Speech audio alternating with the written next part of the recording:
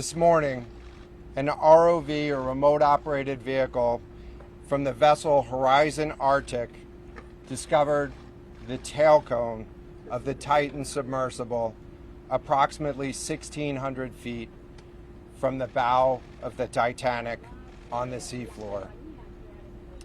The ROV subsequently found additional debris. In consultation with experts from within the Unified Command, the debris is consistent with the catastrophic loss of the pressure chamber. Upon this determination, we immediately notified the families.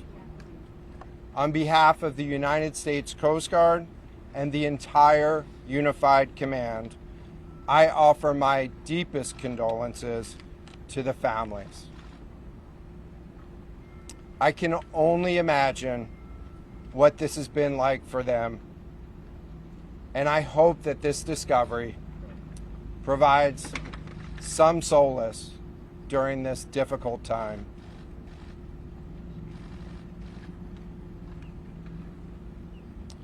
Additionally, we've been in close contact with the British and French consuls general to ensure that they are fully apprised and that their concerns are being addressed.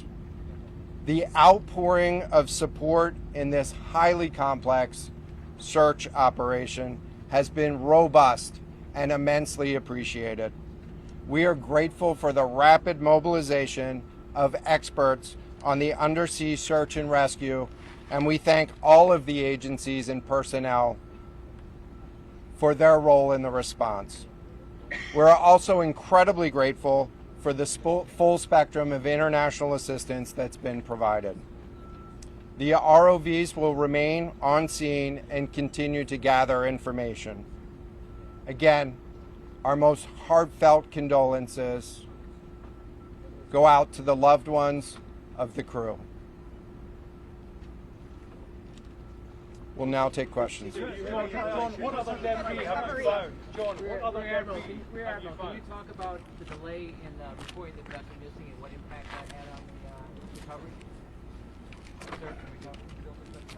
This was a incredibly complex case, and we're still working to develop the details for the timeline involved with this casualty and the response. And so we'll provide that information. James Matthews from Sky News. John, what other debris have you found? And have you found any trace of those who were on? So this is an incredibly complex operating environment on the seafloor, over 2 miles beneath the surface. And so the remote operating vehicle has been searching, and it is highly capable. And we've been able to classify parts of the pressure chamber for the Titan submersible. Let me refer to one of my undersea experts here, Mr. Paul Hankin, to talk about the nature of some of the debris.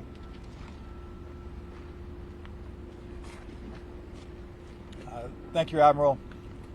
So essentially, we found 5 different major pieces of debris that told us that it was the remains of the Titan. The initial thing we found was the nose cone, which was outside of the pressure hull. We then found a large debris field. Within that large debris field, we found the front end bell of the pressure hull. That was the first indication that there was a catastrophic event. Shortly thereafter, we found a second smaller debris field. Within that debris field, we found the other end of the pressure hull, the aft end bell, which was basically comprised of the totality of that pressure vessel. We continue to map the debris field, and as the Admiral said, we will do the best we can to fully map out what's down there. Admiral, if I may. Thank you very much. It's a very difficult question to ask, but it will be an important one for the families, of course. What are the prospects of recovering the bodies of the missing crew? So the questions was related. I'm restating the question from the standpoint of sometimes it's hard to hear the question here. What are the prospects for recovering crew members? And so this is a incredibly unforgiving environment down there on the seafloor. And the debris is consistent with a catastrophic implosion of the vessel. And so we'll continue to work and continue to search the area down there, but I don't have an answer for prospects at this time. Admiral, it's Thomas Costello at NBC News. Is there any suggestion? Sorry, any suggestion at all that the sub itself collided with the wreckage of Titanic, or that instead it might have imploded above the wreckage and then rained down nearby? So the question was, is there any question as to whether or not the sub collided with the Titanic or whether it imploded above and debris field created from that? So the location of the Titan submersible was in an area that was approximately 1,600 feet from the wreck of the Titanic. I have an expert here that is familiar with that area and can talk about the debris field and what the debris field indicates in terms of where the casualty may have occurred. Rear Admiral, really quickly, can you tell me when that Wait, let's get the massive fleet expert will be voice, called please. back? Hang on a second. The expert voice is coming up to answer the question. Thank you, Admiral. So the question is, where does the wreck lie in relation to the Titanic? I didn't hear the Admiral's answer. I think 1,600 feet. Was that correct, Admiral? You got it. So that's off the bow of Titanic. It's in an area where there is not any debris of Titanic. It is a smooth bottom. There, to my knowledge and anything I've seen, there's no Titanic wreckage in that area. And again, 200 plus meters from the bow, and consistent with the location of last communication for an implosion in the water column. And the size of the debris field is consistent with that implosion in the water column. What would What cause would the ask a question implosion? in terms of the timing here? You say that this was a catastrophic implosion, and I know it's early on, but is it your estimation that this happened right at the moment when they lost contact, an hour and 45 minutes after their descent? So the question was about the timing of the catastrophic implosion. Right now, it is too early to tell with that. We know that as we've been prosecuting this search over the course of the last 72 hours and beyond, that we've had sonar buoys in the water nearly continuously and have not detected any catastrophic events when those sonar buoys have been in the water. So. Can you describe what happens from here, sir, in the next days and weeks in terms of finding any more debris? What happens from here? So we will. The question was, what happens from here? What's the next phase? And so right now, again, our thoughts are with the families and making sure that they have an understanding as best as we can provide of what happened and begin to find some closure. In terms of the large process, we're going to continue to investigate the site of the debris field. And then I know that there's also a lot of questions about how, why, and when did this happen. And so, those are questions that we will collect as much information as we can on now, while the governments are meeting and discussing, what an investigation of this nature of a casualty might look like. This is something that happened. I'll just remind everybody. This is something that happened in a remote portion of the ocean with people from several different countries around the world And so it is a complex case to work through, but I'm confident that those questions will begin to get answered. From the UK, is there any suggestion that time factors, speed, anything could have prevented this or saved the 5 people on board, or is this quite simply a catastrophic accident? The question was there any suggestion that time factors may have played a role or a consideration in the casualty here? And so the debris field is consistent with a catastrophic implosion of the vessel.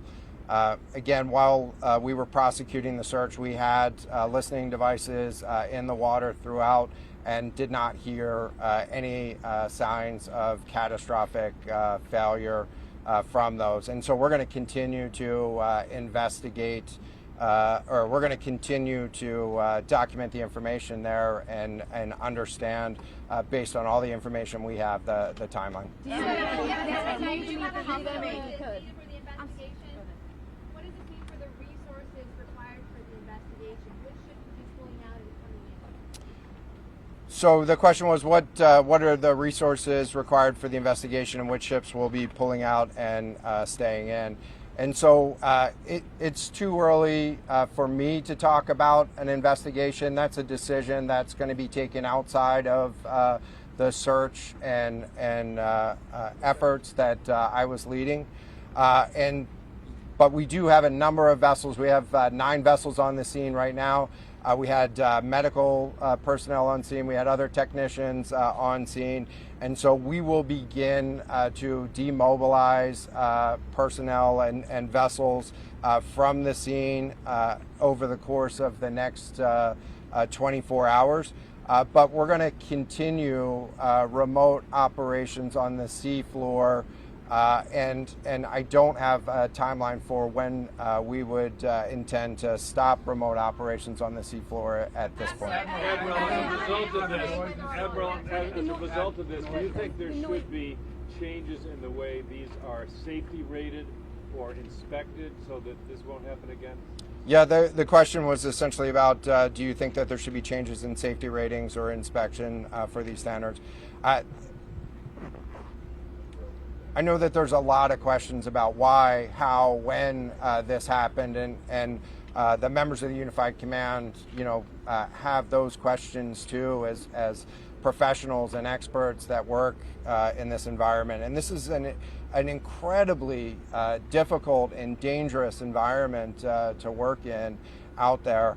But those questions about the regulations that apply and the standards, that's going to be, I'm sure, focus of future review. Right now, we're focused on documenting the scene and continuing the subfloor. I know we don't know the timing here. We don't know the timing here, but there was the banging noises yesterday that redirected and redeployed the ROVs to this area. Is there anything conclusive in those noises, and did that redirection and then finding this debris field today all help? So throughout the search efforts, we reacted to the information that we had available to us, and while we continued to send it off for deeper analysis. Again, really complex operating environment for us to work in.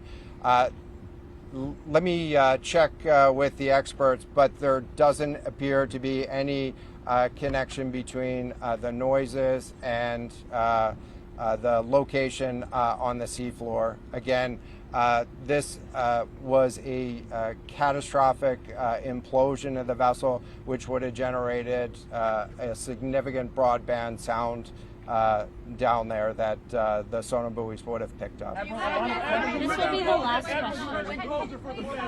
Admiral, if you talk about the ROV that dropped into the ocean today, it arrived early this morning. It seems it swiftly was able to find the debris field. If you could talk about the speed of that, and also were all of the assets involved moved as swiftly as possible to the area? Was any help turned away, as some lawmakers have criticized the government? This was a incredibly complex operation, and we were able to mobilize an immense amount of gear to the site in just a really remarkable amount of time, given the fact that we started without any sort of vessel response plan for this or any sort of pre-staged resources.